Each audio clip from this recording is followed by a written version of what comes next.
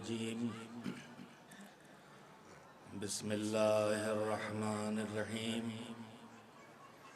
الحمد لله رب العالمين والعاقبة للمتقين والجنة للمؤمنين والنار للملحدين والصلاة والسلام على سيد الأنبياء والمرسلين سيدنا ونبينا وشفيعنا أبي القاسم محمد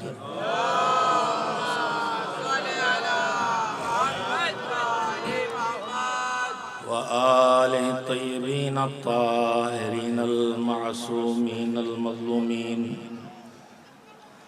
واللعنة الدائمة الباقية على أعدائهم أجمعين من الآن إلى يوم الدين أما بعد فقد قال الله سبحانه وتعالى في كتابه المبين وهو أصدق الصادقين وقوله الحق بسم الله الرحمن الرحيم قل هل ننبئكم بالأخسرين أعمالا الذين ضل سعيهم في الحياة الدنيا وهم يحسبون أنهم يحسنون صنعا صلوات بھیجیے محمد و آل محمد.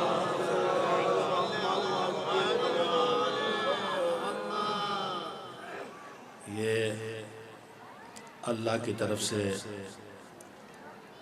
ہماری ہدایت کے لیے جو انتظامات ہوئے ہیں ان میں سے ایک انتظام ہے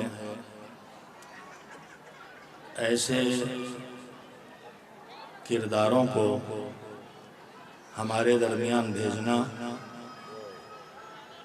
جو الہی مخلوق میں جتنی گنجائش ہے خوبیوں اور کمالات کو سمونے کی اور جو کمال مطلق اللہ ہے علم ہی علم ہے قدرت ہی قدرت ہے رحمت ہی رحمت ہے جود و سخائی ہے وہ خالق ہے اس کے وجود کی کوئی حدیں نہیں ہیں. اب اس کی مخلوق میں ہر ایک کی گنجائش الگ ہوتی ہے. ہم آپ سب کھاتے پیتے ہیں لیکن ہم سب کے کھانے پینے کی گنجائشوں کے پیمانے الگ الگ ہیں. ہم آپ پڑھتے لکھتے ہیں لیکن ہم سب کے سمجھنے اور اس پر عمل کرنے کی گنجائشیں اور پیمانے الگ الگ ہیں. پروردگار عالم نے اپنے سارے کمالات کو جب مخلوق کی شکل عنایت کی تو وہ محمد و آل محمد کے عالم وجود میں اللہ نے انتظام یہ کیا ہے کہ ہم انسانوں کو اس نے کمال پسند بنایا ہے. ہمیں فطرت میں یہ ملا ہے کہ جو ہمیں کمال لگتا ہے وہ ہمیں اچھا لگتا ہے اور اگر ہم اسے اپنا پائیں تو اپنانے کی کوشش کرتے ہیں اور اپنا نہ پائیں تو جہاں ہو وہاں سے ہمیں ایک الفت ایک رغبت ایک محبت ایک تعلق پیدا ہو جاتا ہے. یا ہم خود صاحب علم بن جائیں اور اگر صاحب علم نہ بن پائیں تو پھر ہم آپ سب دیکھتے ہیں کہ جسے آپ اور ہم عالم سمجھتے ہیں اس سے محبت کرتے ہیں. اگر ہم خود شاعری کر لیں اہل بیت کی شان میں تو ہم خود شاعر بن جاتے ہیں لیکن اگر نہ بن سکیں تو جو ان کی شان میں شعر کہتا ہے اس سے محبت کرتے ہیں. تو یہ انسان کی ایک صفت ہے کمال پسند ہونا. انسان یا کمال والا بننا چاہتا ہے یا کمال کی طرف کھنچتا ہے. ہماری یہ فطرت ہے کہیں کمال علم ہے تو ہم ادھر کھینچیں گے، کہیں کمال تقوی ہے تو ہم ادھر کھینچیں گے، کہیں کمال شجاعت ہے تو ادھر کھینچیں گے، اگر پورے علاقے میں کوئی بہت سخاوت مند ہے تو ہم ادھر کھینچیں گے۔ تو ہماری فطرت ہے کمال پسند ہونا اور کمال کی طرف کھینچنا۔ اللہ نے ہماری ہدایت کے لیے جو انتظامات کیے ہیں ان میں ایک بڑا انتظام یہ کیا ہے کہ ہمیں محمد و آل محمد علیہ السلام کی شکل میں نے پیغمبر اور ان کی آل دونوں کا نام لیا۔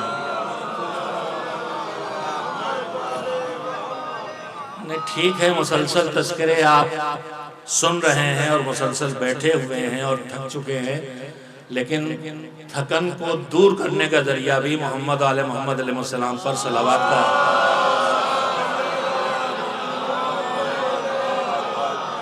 نزول رحمت۔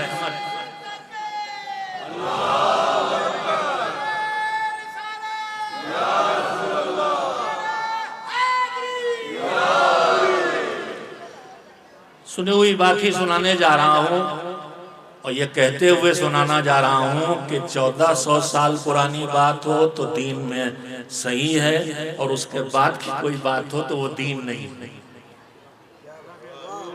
کچھ نیا ہو تو وہ دین نہیں ہے، نئے انداز سے پیش کیا جائے، آج کی زبان میں دہرایا جائے یہ خطابت ہے، مگر نئی بات کہی جائے یہ خطابت نہیں ہے، بدعت ہے۔ خیر تو میں بات سے بات آ گئی کہہ دی میں سنانے ہی جا رہا ہوں۔ صلوات بھیجی آپ نے، انشاءاللہ سے بہتر صلوات بھیجیں گے آپ۔ سنی ہوئی بات، حضور معراج پہ گئے، چاروں طرف ملاحظہ فرما رہے ہیں، معائنہ فرما رہے ہیں، ساتھ میں جناب جبریل بھی اس لیے ہیں، اس لیے نہیں ہے کہ پیغمبر جانتے نہیں ہیں، اس لیے ہیں کہ اگر یہ نہ بولیں گے اور پیغمبر ہی کے علم پہ بات رکھی جائے گی تو جو نہیں جانتے وہ کیسے جانیں گے۔ اور ائمہ طاہرین جب سوال کرتے تھے تو اس لیے نہیں پوچھتے تھے کہ انہیں سمجھنا ہے، کبھی سوال کیا جاتا ہے جاننے کے لیے اور کبھی پوچھا جاتا ہے نہ جاننے والے کو بتانے کے لیے۔ تو جناب جبریل کے ساتھ جا رہے ہیں، دیکھا ہے فرشتے کو دیکھا کہ وہ، اب اس کی روایت کے کلمات یہ ہیں کہ ان کے 1000 ہاتھ ہیں اور 1000 ہاتھ میں 1000 پنجے اور 1000 انگلیاں، اور ہر انگلی پر وہ حساب لگا رہے ہیں۔ اب یہ وہ زبان بولی جائے گی جو اس وقت سمجھی جائے، آج کی زبان میں اسے سمیٹ کے آپ کہنا چاہیں تو کہہ سکتے ہیں کیلکولیٹر، لیکن وہ فرشتہ ہے۔ کہا یہ کیا ہو رہا، جوڑ گھٹاؤ حساب کتاب کیا چل رہا ہے؟ کہا یہ بارش کا فرشتہ ہے۔ کہا آپ کیا جوڑ رہے ہیں؟ تو اس فرشتے نے کہا کہ میں جب سے دنیا خلق ہوئی ہے اس وقت سے آج تک جتنی بارش ہوئی ہے اس کا حساب میرے پاس ہے۔ کہا کتنا حساب ہے؟ کہا کہ میں بتا سکتا ہوں کہ سمندروں پہ کتنی بارش ہوئی، میں بتا سکتا ہوں جنگلوں میں کتنے قطرے گرے، رسول نہیں روایت ہے نا، یاد دلا رہا ہوں، میں بتا سکتا ہوں کھلیانوں میں کتنے بوندیں گری، میں سب بتا سکتا ہوں، اتنا بڑا حساب میں باریکی سے لگا لیتا ہوں، مگر ایک حساب نہیں لگا پاتا۔ وہ کہا وہ کون سا حساب ہے؟ کہا وہ حساب یہ ہے کہ جب آپ کے چاہنے والے کسی ایک جگہ جمع ہو کے آپ پر نزول رحمت کی دعا کرتے ہیں، صلوات بھیجتے ہیں، تو اس سے جو اجر و ثواب مالک دیتا ہے اس کا حساب نہیں لگا پاتا۔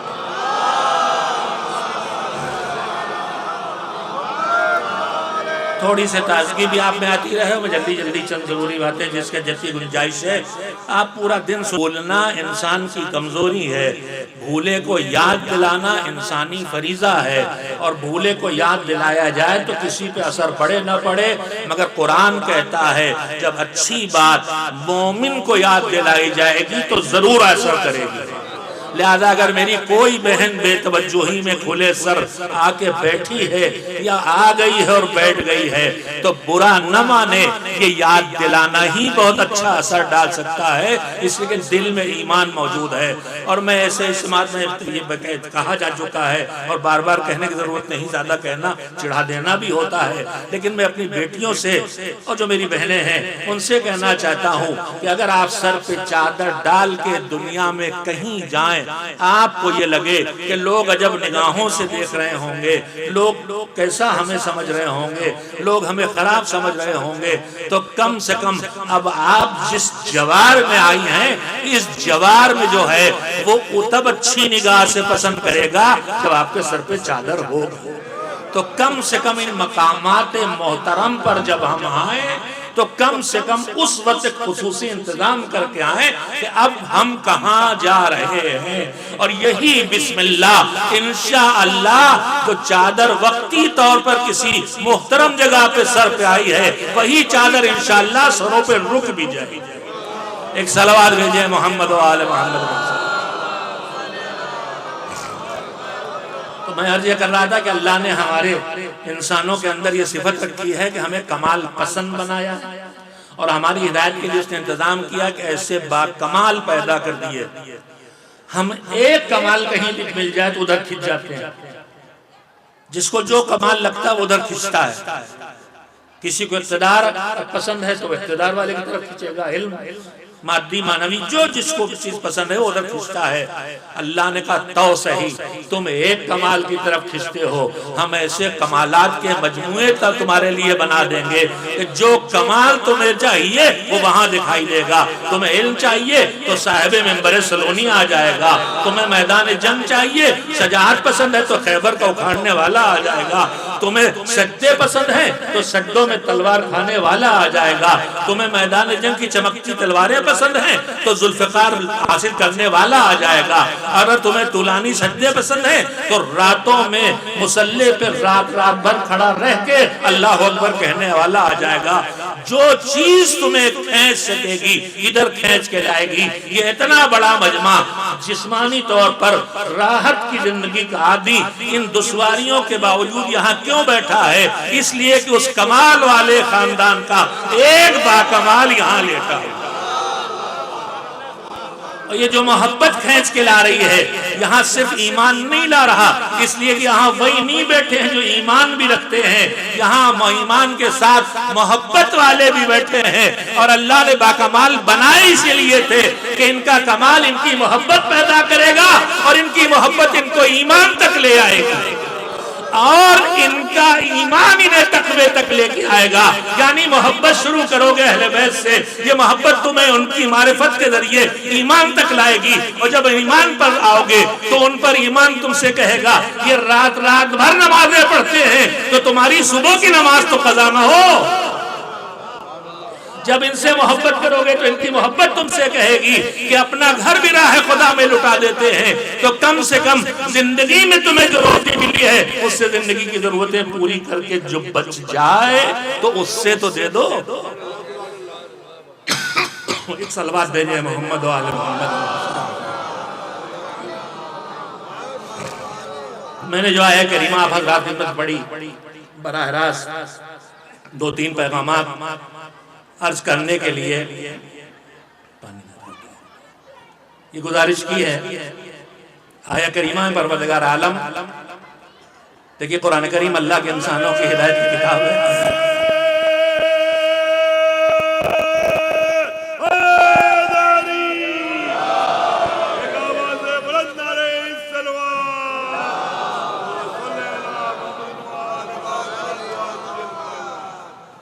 اللہ نے یہ پورا نظام دین بنایا ہے، یہ صرف اس لیے بنایا ہے کہ آدمی کو انسان بنا دے،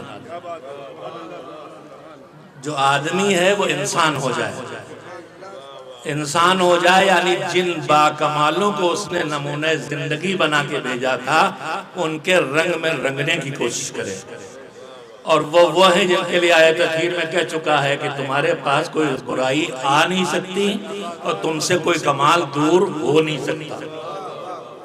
ہم آپ سب چاہتے ہیں ان سے قربت حاصل کریں، مگر پتہ کیسے چلے کہ ہم ان سے نزدیک ہو رہے ہیں کہ دور ہو رہے ہیں؟ تو اس کے پتہ چلانے کے ذریعہ یہ ہم اپنے آپ کو ناپیں۔ اگر ہمارا ہر اگلا دن کسی برائی سے بچنے کا دن بنتا ہے اور کسی خوبی سے سجنے کا دن بنتا ہے تو اہل بیت سے قربت کا دن ہے، اور اگر ہمارا کوئی دن کسی برائی میں آ جانے کا دن بن جاتا ہے اور کسی خوبی سے دور ہو جانے کا دن بن جاتا ہے تو اہل بیت سے دوری کا دن ہے۔ میں نے آپ حضرات کی خدمت میں جس آیت کریمہ کی تلاوت کی ہے اس میں پروردگار عالم ان لوگوں کا تذکرہ کر رہا ہے جو سدھرنا چاہتے ہیں، جو ٹھیک ہونا چاہتے ہیں، اور جو ٹھیک ہونے کے لیے جو کر سکتے ہیں وہ کر رہے ہیں، جو انسان بننا چاہتے ہیں. میں اپنے لفظوں میں کہہ رہا ہوں، جو انسان بننا چاہتے ہیں. دیکھیں انسان بننے کے لیے دو ہی کام ہیں. مذہب نے اس کا سیدھے طریقہ بتایا. مذہب کے معیار پر اللہ نے جتنے حکم دیے ہیں، جو 3 قسمیں ہیں مذہب کے پورے نظام کی جو انسان کو انسان بناتا ہے، مذہب، دھرم، ریلیجن، جو چاہے آپ کہہ لیں، ہر مذہب، ہر دھرم اللہ کا بنایا دین ایک ہے. اب اس میں کہیں کہیں سمجھ کی وجہ سے فرق پیدا ہوا ہے اور کہیں کہیں زیادہ دوریوں کی وجہ سے فرق پیدا ہوا ہے. بہت سی جگہ پر سمجھنے کی کمی ہے، بہت سی جگہ پر غلط فہمیاں ہیں. وہ موضوع اس وقت بات کرنے کا نہیں ہے. دوریاں ہٹائی جائیں تو مشکلات گھٹتے جائیں گے. بدگمانیوں سے دوریاں پیدا ہوتی ہیں اور دوریوں سے بدگمانیاں پیدا ہوتی ہیں. دوریاں ہم گھٹاتے چلے جائیں گے، بدگمانیاں گھٹتی چلی جائیں گی. بدگمانیاں گھٹیں گی تو دوریاں خود بخود گھٹائیں گی. اللہ نے یہ کائنات، یہ انسان آپس میں لڑ کے جینے کے لیے نہیں بنائے ہیں، آپس میں مل کے جینے کے لیے بنائے ہیں. مومن اسلام یہ نہیں کہتا کہ مسلمان وہ ہے جو نماز پڑھے. اسلام کی تعریف جب پیغمبر کے زبان سے آتی ہے تو وہ کہتے ہیں کہ مسلمان وہ ہے کہ جس کی زبان اور ہاتھ سے دوسرے بچے رہے. اور مومن یہ نہیں ہے کہ جو سجدے کرے. مومن کی تعریف ہوتی ہے تو مذہب کہتا ہے کہ مومن وہ ہے کہ جس کی چال بازیوں اور پریشان کرنے والی طریقوں اور بگڑے ہوئے برتاؤ سے اس کا پڑوسی محفوظ رہے. جو پڑوسی کو نہ ستائے وہ مومن ہے، اور جس سے ہر آدمی اپنے آپ کو محفوظ سمجھے وہ مسلم ہے. میں پھر عرض کروں گا ہمارے ہاں ملاقات کا طریقہ کیا ہے؟ سلام علیکم. آپ پر میری طرف سے سلامتی کی گارنٹی ہے. اب میرے پاس جتنی طاقت ہے اس میں کچھ آپ کو نقصان نہ پہنچائے گی. نہ میرے ہاتھ آپ کو نقصان پہنچائیں گے، نہ میری زبان آپ کو نقصان پہنچائے گی، نہ میرا پیسہ آپ کو نقصان پہنچائے گا. اور یہ کہنا مستحب ہے، لیکن اگر کوئی کہہ دے کہ میری طرف سے تم کو نقصان پہنچنے کی نہ پہنچنے کی گارنٹی ہے تو جواب میں کہنا واجب ہے علیکم السلام. یعنی اب دشمنی تھی بھی تو اب ختم ہو گئی. تو جہاں مذہب ملاقات کا آغاز یہاں سے کرا رہا ہو وہاں اختتام کہاں پہ ہونے والا ہے کچھ سمجھا جا سکتا ہے. ایک صلوات بھیجے محمد و آل محمد علیہ وسلم. مذہب ہم لوگ مذہب کو ہم سمجھے نہیں، ہم مسلمان ہو کے بھی نہیں سمجھے. ہم چند کاموں کے انجام دے لینے کو مذہب سمجھتے ہیں. دیکھیے میں مثال ہوتی ہے اور وہ بھی جب برجستہ دی جائے تو اور اس کی کوئی خاص گارنٹی نہیں دی جا سکتی، لیکن مثالوں کے ذریعے بحث نہیں ہوتی، دلیلیں نہیں دی جاتی. ہم آپ مثلا ایکسرسائز کرتے ہیں، ورزش کرتے ہیں، ایکسرسائز کرتے ہیں. تو ایکسرسائز میں کچھ ہاتھ چلائے، کچھ پیر چلائے، کچھ پسینہ بہایا، یہی سب کرتے ہیں نا. کچھ اسٹریچنگ کی، کچھ اٹھک بیٹھک جو بھی کیا ہم نے ایکسرسائز میں. یہ ایکسرسائز کیا ہے؟ یہ ڈھانچہ ہے. اس کا نتیجہ کیا ہے؟ ہمارے اندر جو بگڑا ہے وہ سدھرے، اور جو سدھر رہا ہے سدھارا اور بڑھ جائے. میں سنبھال کے کہنا چاہتا ہوں ہماری نماز، ہمارا روزہ، ہمارا حج، ہماری زکوٰۃ، یہ سب کے سب اس چیز کی ہم کو مسلسل تربیت ہے کہ تم سدھرتے رہو، بگڑنے سے بچتے رہو. یہ تربیت ہے. یہ نماز، یہ روزہ، یہ ساری چیزیں تربیت ہے. کہا ہے کہ میں جلدی جلدی سنا دینا چاہتا ہوں میرے عزیزو. یہ مذہب ہم سے کیا کہتا ہے؟ مذہب سمیٹ کے کہتا ہے یہ کرو یہ نہ کرو، یہ مانو یہ نہ مانو، یہ سوچو یا نہ سوچو، یہ کرو یہ نہ کرو، ایسے کرو ایسے نہ کرو. کھانے بیٹھو تو بھکر بھکر مت کھاؤ، چھوٹے چھوٹے لقمے چباؤ، چھوٹی سی چھوٹی چیز کو مطلب نے خالی نہیں چھوڑا ہے۔ تو میرے عزیزو سمیٹ کے کہوں 3 چیزیں ہیں، عقائد، اعمال، اخلاق۔ ان 3 میں غلط سے بچو، صحیح پہ آؤ۔ سجدہ اللہ کے علاوہ کسی کو نہیں، رکوع اللہ کے علاوہ کسی کو نہیں، اس کا شریک بنانا کسی کے لیے نہیں۔ عقائد، اعمال، اخلاق۔ بہت بڑے پکے نمازی ہے، لیکن نماز کے بعد باہر نکلتے تو لوگ ادھر ادھر ہو جاتے ہیں، ابھی ان کی زبان چالو ہو، تو یہ کسی کام کا نہیں ہے۔ میرے عزیزو یہ 3 چیزیں ہیں جن کا مجموعہ ہے دین، اور اس کے لیے اللہ کے سارے احکام پہ نظر ڈالنے اسلام کے تو ہے کرو اور نہ کرو، یہ کھاؤ یا نہ کھاؤ، یہ پہنو یا نہ پہنو، یہ دیکھو یا نہ دیکھو، یہ سوچو یہ نہ سوچو، سمیٹ لے پورے دن پہ ہی بنے گا۔ تو میرے پروردگار یہ کرو یا نہ کرو، یہ کھاؤ یا نہ کھاؤ، یہ پہنو یا نہ پہنو، اس سے تجھے کیا لینا دینا؟ پورا مذہب ہم سے ڈیمانڈ کرتا ہے، شروع سے آخر تک مذہب کو اگر سمیٹیں تو وہ ڈیمانڈ ہے، مطالبہ ہے، جستجو ہے، تلاش ہے، یہ کرو یہ نہ کرو، یہ کھاؤ یہ نہ کھاؤ، یہ پہنو نہ پہنو، ڈیمانڈ ہے، ڈیمانڈ۔ ذرا سے توجہ دیں، کوئی ڈیمانڈ کرتا ہے، کوئی مانگتا ہے تو کیوں؟ بظاہر 3 وجہ سمجھ میں آتی ہیں، ہو سکتا کوئی ذہین اور ڈھونڈ نکالے، یہ تو بیوقوف کی سوچی ہوئی ہے۔ پہلی وجہ، میں نے ابھی ان سے پانی مانگا، کیوں؟ مجھے ضرورت تھی اور میرے پاس پانی نہیں تھا، تو میں نے مانگا کیوں؟ تب مانگتا ہے آدمی جب ضرورت ہو اور وہ چیز اس کے پاس نہ ہو۔ مجھے پھر اور پیاس لگے، میں کہا تھوڑا اور عنایت کیجئے، ابھی تو مثال ہے، حقیقت بھی بن سکتی ہے۔ تو اب میں نے کہا ابھی تو مولانا مانگا تھا، پھر کیوں مانگ رہے ہیں؟ کہا ہے تو جتنا دیا ہے، یہ کھانے کے بیچ میں جو دینا چاہیے تھوڑا سے وہ دے رہے ہیں، گلاس بھر کے نہیں دے رہے ہیں، مجھے پورے گلاس سے وہ سے۔ تو آدمی جو سوجو کب کرتا ہے، ڈیمانڈ کب کرتا ہے؟ جب نہ ہو یا کم ہو۔ ہم آپ کماتے ہیں، اس کے بعد پھر کمانے جا رہے ہیں۔ ہم دکان کھولے تھے، گھر میں بھی 1000 2000 5000 10000 ہے، اور پھر کل دکان کھولے، پھر کھیتوں میں جان دے رہے ہیں، پھر سیٹ پہ جا کے بیٹھے۔ کہا ہے تو آپ کیا ہے تو مگر جتنی ضرورت اتنا نہیں۔ اچھا چلیے صاحب، آپ اس لیے بیٹھے کہ آپ کے پاس جتنی ضرورت اتنا نہیں، اس لیے آپ نکلے ڈھونڈنے، کمانے، جستجو کرنے۔ وہ جو ملین بلین ٹریلین روزانہ کما رہا، جسے خود ہی پتا نہیں کہ آج دن بھر میں میری کتنی آمدنی بڑھ گئی، یہ کیوں لگا ہوا ہے؟ کہ اسے تیسری سچائی کا پتا ہے، اس کے پاس ہے اور جو کچھ ہے وہ سب بہت ہے، کم نہیں ہے۔ لیکن ایک تیسری سچائی کی اسے پتا ہے کہ اگر بڑھائے گا نہیں تو جو ہے وہ کم ہو جائے گا۔ میں بہت سمیٹ کے کہہ رہا ہوں، جگہ بہت نہیں لینا ہے۔ تو ڈیمانڈ کی، مطالبے کی، مانگنے کی 3 وجہ ہوتی ہیں، نہ ہو، کم ہونے کا خطرہ ہو۔ میرے پروردگار یہ زکوٰۃ کیوں مانگتا ہے، یہ خمس کیوں مانگتا ہے، یہ سجدے کیوں مانگتا ہے، یہ تکبیریں کیوں مانگتا ہے؟ تیرے پاس کیا نہ کبریائی کیا تیرے پاس نہیں ہے؟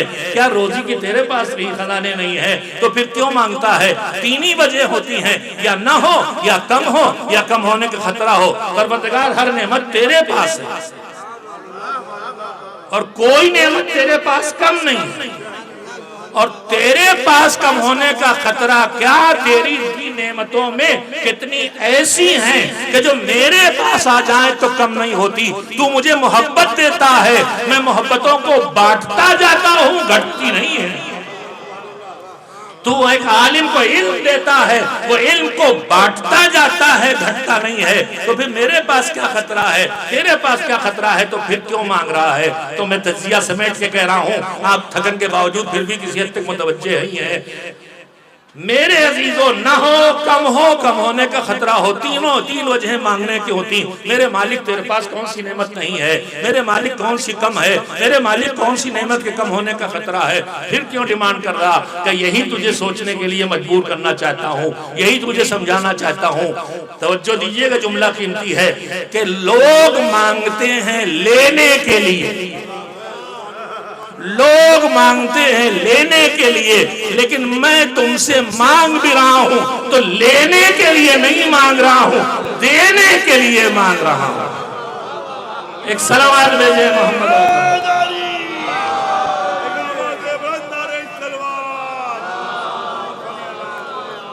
اور اس کے دینے کا سلسلہ شروع ہوتا ہے تو کم سے کم 10 گنا، اور آگے آ جاتا ہے تو ہزاروں لاکھوں گنا عطا کرنے والا ایک سمیٹ کہہ رہا ہوں، مجلسی مجمع انشاءاللہ متوجہ ہے، یہاں تک کہ جزا کم لگنے لگتی ہے۔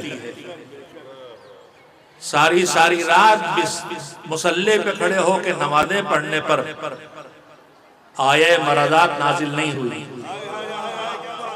لیکن کھچی شمشیروں میں ہر لمحے قتل ہو جانے کے خطرے کے باوجود حکم خدا اور رسول پر عمل کرتے ہوئے چادر تان کے سو جانے پر کہا اب یہاں جزا سے کام نہیں چلے گا، اب یہاں رضا دینا پڑے گا۔ گھر میں بچے بیمار ہوئے، وقت کے رسول اس گھر کے بزرگ نانا کا نظر کرو۔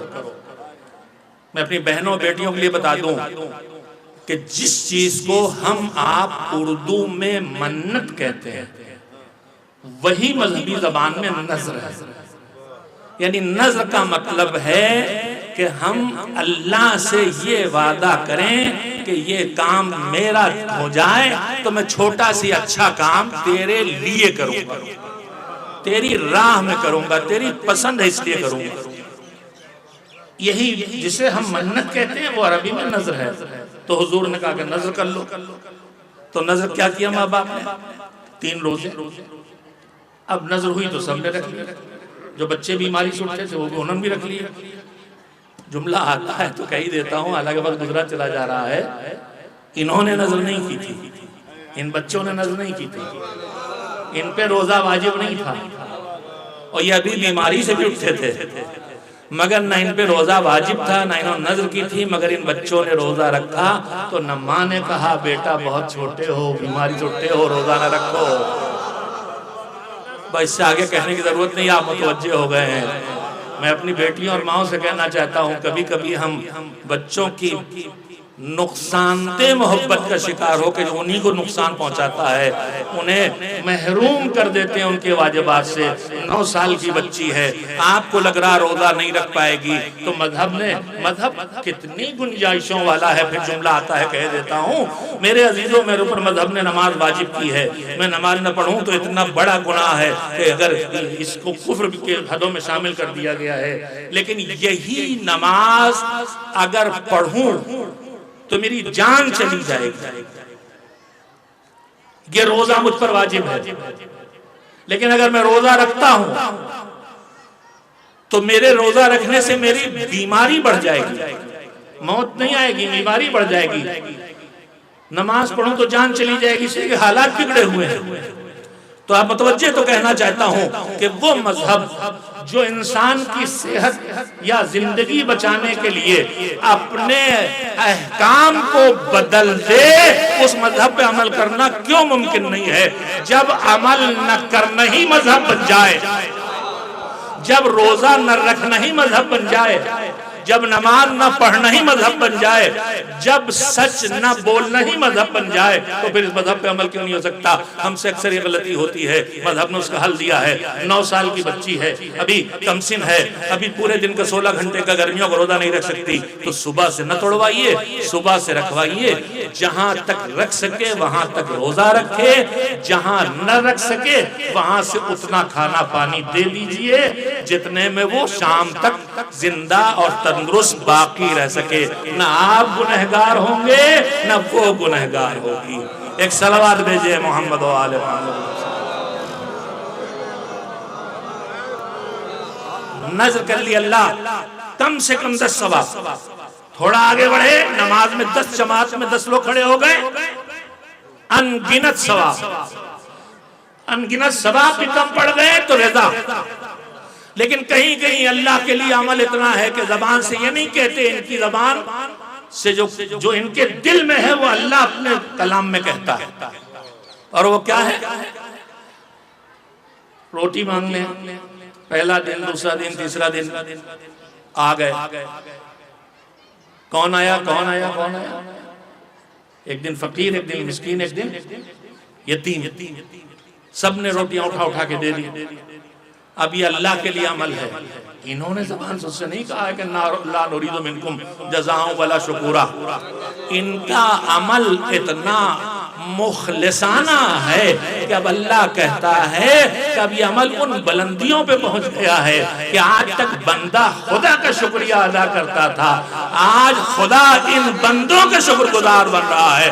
وَكَانَ سَعْيُكُمْ مَشْكُورًا، تم نے اتنا عمل مخلصانہ ہمارے لیے انجام دیا ہے کہ ہم رب مشکور تھے، مگر آج تمہارے لیے رب شاکر بن گئے ہیں۔ ایک صلوات بھیجیں ہیں محمد و آل محمد۔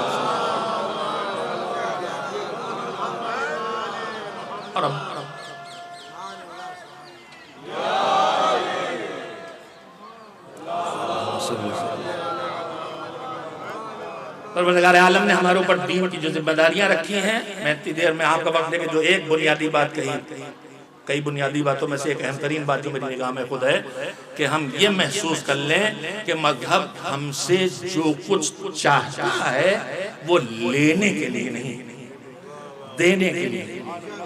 واجب و مستحب ہے تو دینے کے لیے، حرام یا مکروہ ہے تو بچانے کے لیے۔ دنیا کی کوئی چیز دینا ہے یا آخرت کی، جسم سے جڑی یا روح سے جڑی، جو بہت ضروری ہے وہ واجب کی شکل میں، جو فائدے مند بہت ہے لیکن نہ پہنچے تو نقصان بڑا نہیں ہے وہ مستحب کی شکل میں۔ یہ سب فلسفہ مذہب ہے جو میں بہت تیزی سے سنائے دے رہا ہوں۔ حرام وہ ہے جس کا نقصان تمہارے لیے اتنا بڑا ہے کہ تمہارا رب کریم تمہارے لیے گوارا نہیں کرتا ہے، چاہے تمہارے جسم کو نقصان ہو، چاہے تمہاری روح کو نقصان ہو، چاہے تمہاری دنیا کو نقصان ہو، چاہے تمہاری آخرت کو نقصان ہو، وہ حرام ہے۔ اگر یہ یقین ہمیں ہو جائے کہ پروردگار کے احکام کچھ لینے کے لیے نہیں ہے، کچھ دینے کے لیے ہیں، واجبات و مستحبات دینے کے لیے، حرام و مکروہ بچانے کے لیے، اس اطمینان کے بعد مذہب پر عمل آسان ہوتا چلا جائے گا۔ اب میں نے جو آیہ کریمہ پڑھی تھی، شاید ابھی تک اس کا ترجمہ نہیں کیا، میں آیت کا ترجمہ کر کے اس کے پیغامات میں سے ایک پیغام سنا کے آپ کو اور آپ کی زحمت کو ختم کروں۔ پروردگار عالم کہتا ہے قل هل ننبئکم، کیا ہم تمہیں باخبر کر دیں؟ کس سے باخبر کر دیں؟ بالاخسرین اعمالا، ان کے بارے میں بتا دیں تمہیں جو اپنے کاموں میں گھاٹا اٹھانے والے ہیں، جو اپنے اعمال میں گھاٹا اٹھانے والے ہیں۔ یعنی یہاں بات بے ایمان کی ہو ہی نہیں رہی، ایمان والوں کی بات ہو رہی ہے، اور ایمان والوں میں بھی بے عمل کی بات نہیں ہو رہی ہے، با عمل کی بات ہو رہی ہے۔ یعنی وہ خطرہ جو با عمل مومن کو ہے، اور میرے سامنے جو مجمع بیٹھا ہے یہ با عمل ہے، اس لیے کہ مجلس عزا میں اگر آیا ہے تو یہ مجلس عزا عقیدہ ولایت و امامت و مودت کا عملی نتیجہ ہے، یہ عمل ہے، یہ مجلس عمل ہے، فروع دین میں ہے، ولایت سے نکلی ہے، امامت سے نکلی ہے، ولایت سے نکلی ہے۔ قل هل ننبئکم بالاخسرین اعمالا، کہ ہم آپ کو باخبر کریں ان سے جو اپنے عمل کی دنیا میں گھاٹا اٹھانے والے ہیں، یعنی وہ جو نماز پڑھتا ہے، یعنی وہ جو روزہ دار ہے، یعنی وہ جو مجلسیں کر رہا ہے، یعنی وہ جو حج و زیارت کے لیے جاتا ہے، یعنی وہ جو قرآن کی تلاوت کرتا ہے، باعمل ہے۔ الذین ضل سعیہم فی الحیاۃ الدنیا وہم یحسبون انہم یحسنون صنعا۔ قرآن سمیٹ کے کہہ رہا تفصیل سے گفتگو کرنے کی ضرورت تھی، لیکن اب وقت بالکل نہیں، میں نے خود ہی اپنا وقت ابتدائی گفتگو میں زیادہ صرف کر دیا ہے۔ میں صرف ایک بات عرض کرنا چاہتا ہوں، با عمل اور دیندار صاحبان ایمان توجہ، جو نماز پڑھتے ہیں، ہم روزہ رکھتے ہیں، تلاوت جس کے بس میں جو ہے وہ کر رہا ہے، لیکن دو چیزیں ہوتی ہیں، ایک ہوتا ہے بے توجہی میں غلطی کرنا، اور ایک ہوتا ہے سرکشی میں کرنا، نہیں جان بوجھ کے کرنے سے اوپر کی چیز۔ مالک تو کہہ رہا ہے نماز واجب ہے، مگر میں نالائق نہیں پڑھتا، اور ایک وہ کہ بحث کرے کہ مجھ پہ نماز ہے ہی نہیں، نماز کی کوئی اوقات نہیں ہے۔ تو ایک کوشش ہم کریں، ہم کم سے کم سرکشی کے دائرے میں شامل ہیں۔ سرکشی اور بغاوت خطرناک چیز ہے، اس کا پھر کوئی علاج نہیں۔ دیندار طبقے سے میری گفتگو ہے، 2-3 مرحلے تھے جو میرے پیش نظر تھے، لیکن اب ایک ہی بات عرض کرنا چاہتا ہوں۔ ہم جو اپنے حتی الامکان دین کی راہ پہ ہیں، نماز روزہ حج زکوٰۃ خمس زیارت، نہ مجلس ماتم نظر نیاز، خدمت گزار خدمت امت، ان سے میری گفتگو ہے۔ دیکھیے پروردگار عالم نے ہمارے ذمہ جو کام کیے ہیں وہ 2 طرح کے، کچھ نیکیوں کو انجام دینا ہے اور کچھ گناہ برائی ہیں جن سے رکنا ہے۔ ابھی میں آپ کی خدمت میں عرض کر چکا، جن نیکیوں کو انجام دینا ہے اور جن گناہوں سے رکنا ہے، ان سب کا تعلق یا اللہ کی ذات سے ہے یا بندوں کی ذات سے۔ اگر آپ توجہ دیں، مثلا نماز واجب ہے تو میرے نماز پڑھنے سے کسی بندے سے کوئی تعلق ہے؟ میرے نماز پڑھنے سے کسی بندے سے کوئی تعلق نہیں ہے۔ اگر بندے سے تعلق ہو جائے تو نماز چلی جائے گی، مگر اس کا اگلا جملہ بھی کہنا چاہوں گا، کسی بندے سے تعلق نماز کا ہو جائے تو نماز چلی جائے گی، لیکن کچھ بندے ایسے ہیں جن سے اس نماز کا تعلق نہ ہو تو بھی نماز چلی جائے گی۔ میری نماز کا تعلق بندوں سے نہیں، میرے روزے کا تعلق بندوں سے نہیں، میرے روزہ رکھنے سے کسی کچھ نہیں ملنے والا، لیکن میرا اللہ نے میرے گھر میں غلہ کی پیداوار اچھی کر دی، 8.5 کنٹل سے اوپر چلے گئے ہم۔ اب زکوٰۃ جو ہے کس سے تعلق رکھتی ہے؟ بندوں سے۔ اللہ نے جو بھی روزی دی میں نے بچا کھچا کے کفایت شہری کر کے کچھ نہ کچھ بچا لیا، 1000 2000 5000 کچھ بچ گئے، اس پہ خمس واجب ہے۔ یہ کس کا حق ہے؟ بندوں کا حق۔ تو میں بہت تیزی سے میں سننا چاہتا ہوں کہ اللہ نے جو حقوق و فرائض رکھے ہمارے اوپر، ان کی 2 قسمیں ہیں۔ ایک کا تعلق اللہ کے حق سے ہے اور ایک کا تعلق بندوں کے حق سے، دونوں قسمیں ہیں۔ کچھ نیکیاں اللہ کے حق سے تعلق رکھتی ہیں، کچھ بندوں کے حق سے تعلق رکھتی ہیں۔ ان دونوں میں توجہ دیں کہ بس میری اس وقت کی گزارش کی آخری بات ہوگی، ان دونوں میں جب ہم دین کی طرف آتے ہیں تو اللہ کی عظمت اور کبریائی کے احساس کے نتیجے میں ہم اللہ کے حقوق کی طرف متوجہ ہو بھی جاتے ہیں، نمازی بن جاتے ہیں، قرآن پڑھنے لگتے ہیں، مگر انہی ہاتھوں سے جن سے اللہ اکبر کہتے ہیں انہی سے ظلم بھی کرنے لگتے ہیں، اسی زبان سے جس سے ہم ذکر خدا کرتے ہیں اسی سے جھوٹی گواہی بھی دیتے ہیں، اسی سے توہین مومن بھی کرتے ہیں، اسی سے گالی بھی بکتے ہیں، اسی سے وہ باتیں بھی کرتے ہیں جو فتنہ و فساد کھڑی کرتے ہیں، اسی سے ہم ایک دوسرے کو لڑانے کا کام بھی کرتے ہیں۔ تو بندوں سے جڑا کام بھی ہمارے ذمے ہے اور اللہ سے جڑے کام بھی ہمارے ذمے ہے، لیکن جب ہم دین کی طرف آتے ہیں تو جو اللہ سے جڑا ہے، توجہ دیں گے وقت ختم ہو گیا، جو اللہ سے جڑا ادھر تو ہم جاتے ہیں، ہم نمازی بن گئے، ہم حج پہ چلے گئے، ہم نے رمضان میں روزے رکھ ڈالے، لیکن جو بندوں سے جڑے کام ہوتے ہیں ادھر ہماری توجہ بہت کم ہوتی ہے۔ وقت ختم ہے، لہذا میں سمیٹ کے آپ سے جو شیعان محمد و آل محمد تشریف فرما ہے وہ اور جو اس خاندان کے جاننے والے ہیں ان سب سے پوچھنا چاہتا ہوں، میرے عزیزوں، سورہ قرآن مجید میں وہ آیت جو آئے ولایت کے نام سے مشہور اور معروف ہے، وہ آپ سب ہم سنتے آ رہے ہیں۔ ولایت کیا کہہ رہی؟ بسم اللہ الرحمن الرحیم، انما ولیکم اللہ ورسولہ والذین آمنوا الذین یقیمون الصلاۃ ویؤتون الزکاۃ وہم راکعون۔ تمہارا ولی اللہ، اس کا رسول اور وہ صاحبان ایمان اللہ کے بندے جو نماز پڑھتے ہیں اور حالت رکوع میں زکوٰۃ دیتے ہیں۔ آپ سب کو آیت یاد ہے اور آپ کو یہ بھی پتا ہے کہ آیت کس کی شان میں نازل ہوئی؟ مولا علی کی شان میں نازل ہوئی۔ کب نازل ہوئی وہ بھی آپ کو پتا ہے۔ مسجد میں نماز پڑھ رہے تھے، کوئی آیا ضرورت مند اور اس نے آگے مانگنا شروع کیا، میں ضرورت مند ہوں، فقیر ہوں، محتاج ہوں۔ بہت سے لوگ مسجد میں کسی نے توجہ نہیں دی، مولا علی بھی انہوں نے بھی توجہ نہیں دی، لیکن اس نے ایک مرتبہ مانگنے کا انداز بدلا، وقت نہیں ہے جزیات کے پیش کرنے کا، ایک مرتبہ مانگنے کا انداز بدلا، پروردگار تیرے گھر میں آیا ہوں، تیرے در سے واپس جا رہا ہوں۔ بس جیسے ہی بندوں کو چھوڑ کے خدا سے مانگا، رکوع میں علی جو پہلے ہی رکوع سے ثابت کر چکے کہ میں بندہ ہوں، انہوں نے انگلی کا اشارہ کیا اتار لے. کہا اب علی کو کیسے پتا چلا؟ تم تو کہتے ہو پیر سے تیر کھنچ جاتا تھا پتہ نہیں چلتا تھا، یہاں کیسے سن لیا؟ کہا دیکھو جب تک بندوں کو پکار رہا تھا علی نے نہیں سنا، جب خدا کو پکارا تو علی بارگاہ خدا میں موجود تھے، وہاں آواز پہنچی تو علی نے جواب دے دیا. ایک صلوات بھیجے محمد و آل محمد. میں جلدی سے نتیجہ، یہ سب بزرگوں کا دیا ہے. فرشتوں سے کہا چلا جائے، فرشتوں نے فرشتوں سے کہا چلا جائے، ادھر غازی کی محفل ہے ادھر اچھا نہیں لگتا. اب فقط یہ منجتن کے ذکر میں معراج پائی ہے، کسی کا ذکر بھی یوں عمر بھر اچھا نہیں لگتا.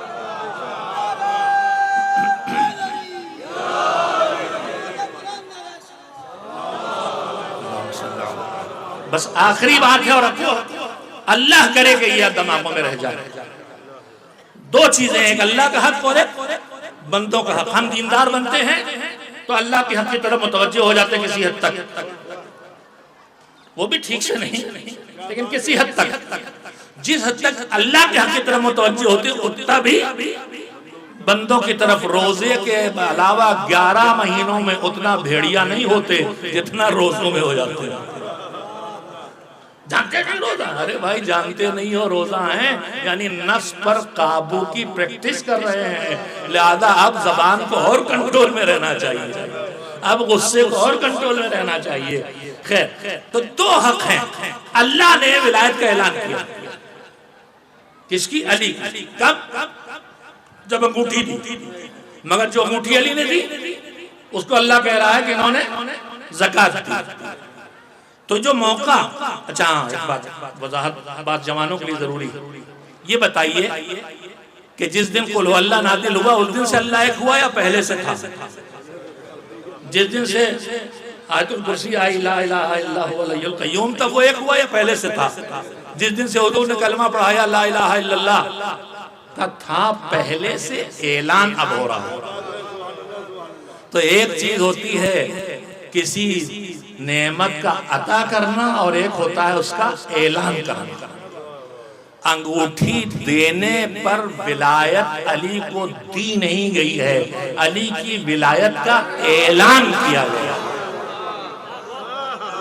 تطہیر کی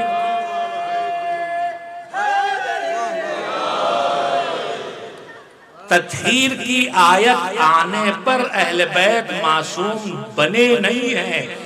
تطہیر کی آیت سے عصمت کا اعلان کیا گیا.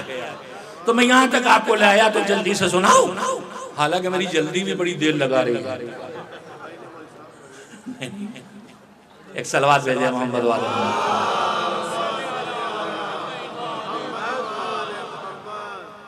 میں آپ سے پوچھنا چاہتا ہوں، آپ کے ذہنوں میں سوال پیدا کرنا چاہتا ہوں کہ آخر کس موقع کو ولایت کے اعلان کے لیے کیوں منتخب کیا پروردگار نے؟ کیا عمل ہے یہ؟ تو اگر دیکھیں گے تو دو کام ہوئے.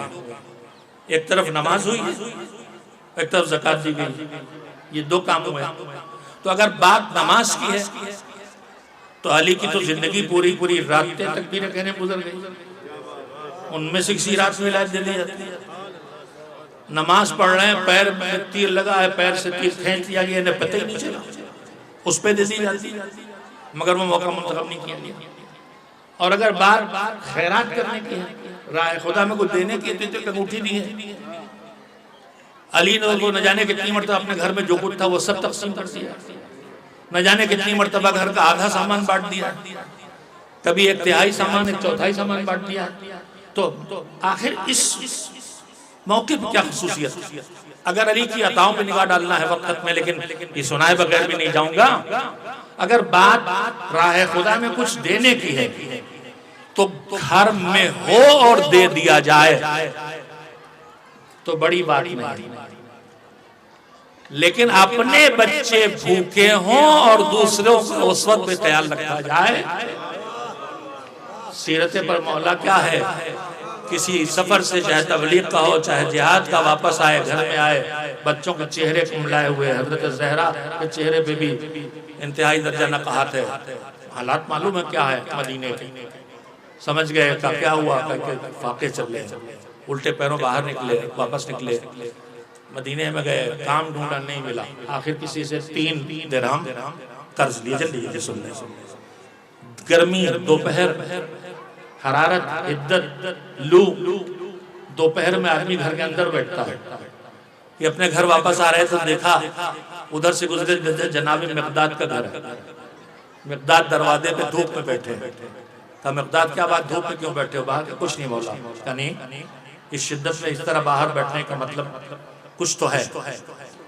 کہا مولا کیا بتاؤں، گھر میں بچے بھوک سے بلک رہے ہیں اور ان کی بھوک نہیں دیکھی جاتی، اس لیے باہر آ کے بیٹھ گیا ہوں۔ علی کے گھر میں بچے کئی وقت سے فاقے سے، مگر یہ انسان کا دل ہے سیلے میں۔ اپنے بچوں کے لیے جو چاہا تھا وہ مقداد کے بچوں کو لیے دیا، لو تو اے بچے بھوکے نہ رہیں گے، حوالے کیا۔ اب خالی ہاتھ اب کچھ مل نہ سکا، مسجد میں واپس آ گئے۔ جلدی سن لیں، مسجد میں آ گئے، نماز پڑھی مولا نے حضور کے پیچھے، نماز ختم ہوتے حضور نے کہا علی افطار تمہارے گھر میں۔ ابھی علی ہے، ان کے ایمان میں کوئی کمی نہیں ہے، ہم الجھتے کہ گھر میں تو کچھ ہے نہیں، مگر کہا افطار تمہارے گھر میں، تو کہا یہ رسول ہیں، صادق و امین ہیں۔ کہا چلیے حضور، چلیے حضور، نہیں کہا کہ حضور میرے گھر میں کچھ نہیں، چلیے حضور۔ آئے دیکھا زہرہ مصلے پہ ہے، کھانے کا سامان طبق میں رکھا ہے۔ کہا کہاں سے آیا؟ کہا اللہ کی بارگاہ سے آیا۔ موڑے مولا علی کی طرف رسول اللہ، کہا علی یہ وہ تمہارے 3 درہم۔ میں نے واقعہ آپ کو اس لیے سنایا ہے کہ ان حالات میں جو ہاتھ میں ہو وہ دے دینا بڑا مشکل کام ہے۔ اس موقع پر آیا ولایت کیوں نازل نہ ہوئی؟ میرے مالک نمازوں پہ ادا کرنا، آنے ولایت بھیجنا تھی تو پیروں سے تیر نکلا تھا، اس وقت ولایت ان کے اعلان کر دیتا۔ اگر سخاوت کی بات ہے تو اس موقع پہ کر دیتا، بڑا وقت لیا، مگر بات آخر میں پہنچ رہی ہے۔ بات میرے عزیزو جملہ سنیے، میرے مولا علی کی پوری زندگی حقوق کی ادائیگی کی تاریخ، علی کی زندگی کا کوئی ایک لمحہ حق کی ادائیگی سے خالی نہیں ہے، مگر جب علی نمازیں پڑھ رہے ہیں تو اللہ کا حق ادا ہو رہا ہے۔ توجہ دیجئے گا، وقت ضائع نہ ہو آپ کا اور بات بھی ضائع نہ ہو۔ جب علی نمازیں پڑھ رہے ہیں تو اللہ کا حق ادا ہو رہا ہے، جب علی روزہ رکھ رہے ہیں تو اللہ کا حق ادا ہو رہا ہے، جب علی خیرات کر رہے ہیں تو بندوں کا حق ادا ہو رہا ہے، جب علی زکوٰۃ دے رہے ہیں تو بندوں کا حق ادا ہو رہا ہے۔ ان کی پوری زندگی حقوق کی ادائیگی تاریخ ضرور ہے، مگر کبھی اللہ کا حق ادا ہوتا ہے، کبھی بندوں کا حق ادا ہوتا ہے۔ لیکن نماز پڑھتے ہوئے جب زکوٰۃ دی تو نماز پڑھ کے اللہ کا حق ادا ہوا اور زکوٰۃ دے کے بندوں کا حق ادا ہوا۔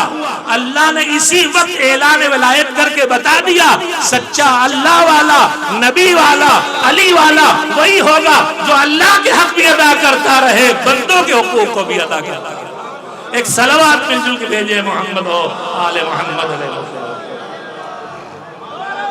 بس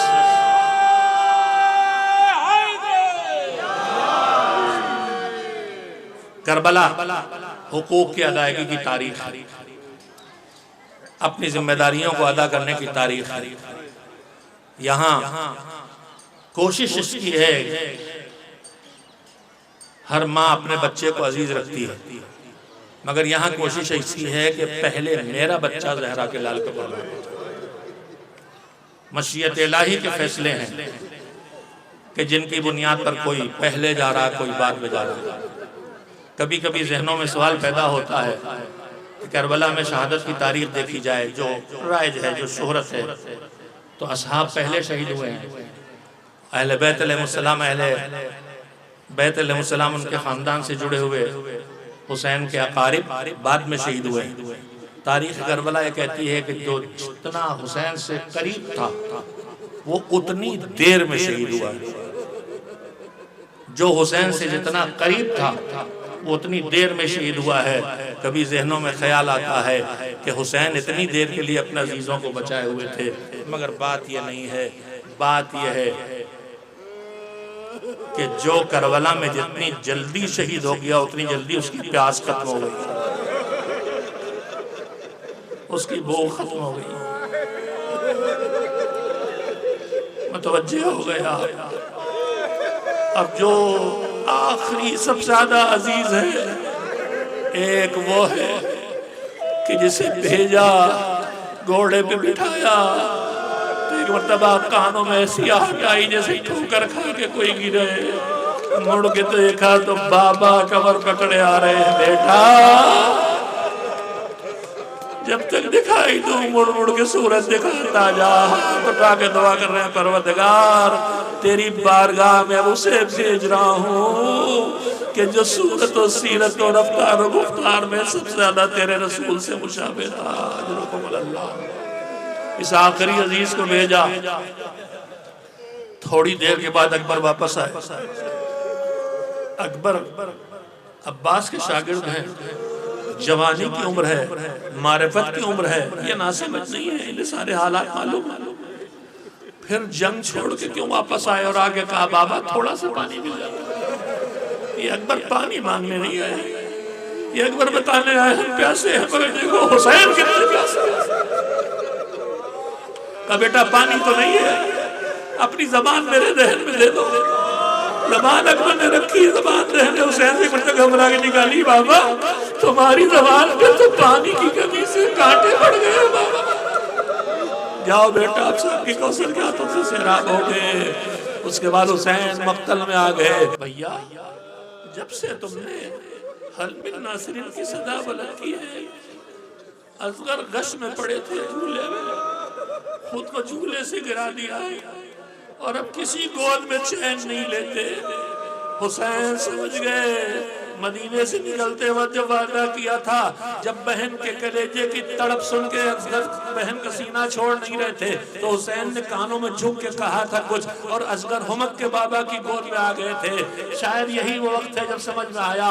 حسین کہہ رہے تھے ٹھیک ہے بیٹا رک جاؤ مدینے میں، مگر کربلا میں جب تمہارا بابا اکیلا ہوگا تو اس کی بات دشمنوں تک کون پہنچائے گا؟ علی نے وعدہ کیا ہم آپ کی نصرت کے لیے آگے بڑھیں گے۔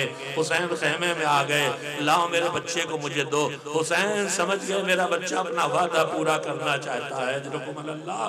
بچن لمحوں میں اس ختم کرتا ہو تذکرے کو جھولا لائے اور ماتم کریں، اس کا ماتم کریں کہ جسے حسین نے اکیلی ایک لاش ہے جس کے لیے روایت کہتی ہے کہ جسے لے جا کے دفنا دیا تھا،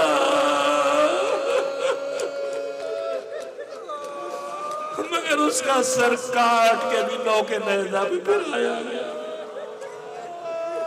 حجرکم اللہ کا اللہ بچے کو پانی ملا کے لے آؤ، شاید پانی دے دے۔ ظالم رحم کہا کے آئے در خیمہ پر، در خیمہ پہ نکل رہے ہیں۔ ایک مرتبہ رواق سر جھکائے کھڑی ہیں، چہرے پہ نظر ڈالی، نگاہیں اٹھائیں، زبان سے تو کچھ نہ کہا مگر نگاہیں کہہ رہی تھیں میرے آقا میرے بچے کی خیر ہو۔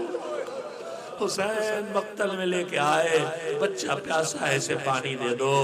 چاروں طرف سناٹا پھیلا ہوا ہے۔ ایک مرتبہ حسین نے پھر اپنے بچے کے کانوں میں جھک کے کہا بیٹا تم بھی تو حجت خدا کے بیٹے ہو، اپنے بابا کی بات ان تک پہنچا دو۔ ایک بار اصغر نے پورے بدن کی طاقت لگا کے اپنے رخ کو موڑا ظالموں کی طرف اور پپڑائے ہوئے ہونٹوں پر سوکھی زبان پھیری۔ ایک مرتبہ ادھر سے وہ 3 شعبوں کا تیر چلا کہ جس نے گردن کو اس طرح کاٹا کہ روایت کے فقرے کہتے ہیں کانوں کی لو سے کانوں کی لو تک ذبح کر دیا گا۔ بازو کو توڑا، حسین نے تیر نکالا، چلو میں خون لے کے چہرے پہ ملا، چلے خیام کی طرف، رباب کا چہرہ سامنے آ گیا، میرے بچے کی خیر ہو، انا للہ ولی امرے، مشکل فیصلہ لیا۔